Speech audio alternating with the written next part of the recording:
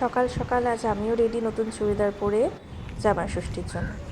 আমাদের বাড়ির কাছে যেহেতু গঙ্গার ঘাট আর তার পাশে রয়েছে একটি বিশাল বড় বট গাছ, সেইখানেই পুজো হয়। এই ষষ্ঠী পুজো, যে কোনো ষষ্ঠী এখানে পুজো হয়। আর এই বট গাছটা না অনেক পুরনো। এইখানে আমরা একটু সকালবেলা পুজো দিতে গিয়েছিলাম।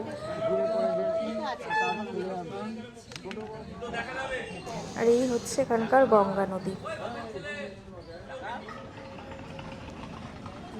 বাড়িতে এসে মা আমাদের হাতে হলুদ লাগানো সুতো হাতে বেঁধে দিল এবং তারপরেই শুরু হলো জলখাবারের প্রস্তুতি। জলখাবারে ছিল লুচি, এখানে রয়েছে পায়েস, ছোলার ডাল, কাসুরি মেথি আর ভাজা মশলা দিয়ে আলুর দম, সাথে রয়েছে ষষ্ঠী পুজোর ফল মিষ্টি।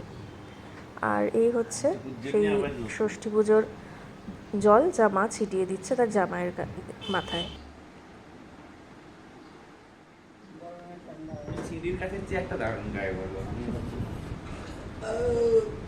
তা বসে পড়েছো? হ্যাঁ, এখন কিছু খাচ্ছি। কি কি আছে?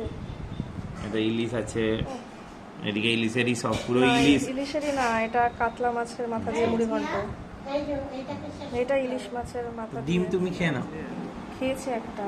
এটা হচ্ছে এটাকে কি বলে, ইলিশ মাছের মাথা দিয়ে পাঁচ তরকারি, অল্প দিয়েছি। খাও তুমি, এগুলো তুমি এখান থেকে খাবে। এটা ভেজ ডাল, ভেজ কম। এইগুলো তুমি বেশি খাবে। আর এটা হচ্ছে নারকেল আর বাদাম দিয়ে লাল শাক, পাঁপড় ভাজা, চাটনি রয়েছে এখানে, আর মিষ্টি একটাই দেওয়া হয়েছে।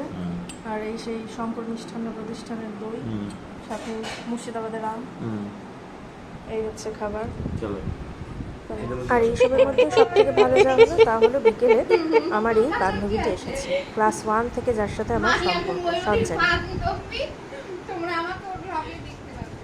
এই ছিল আজকে জামাই ষষ্ঠীর ব্লগ।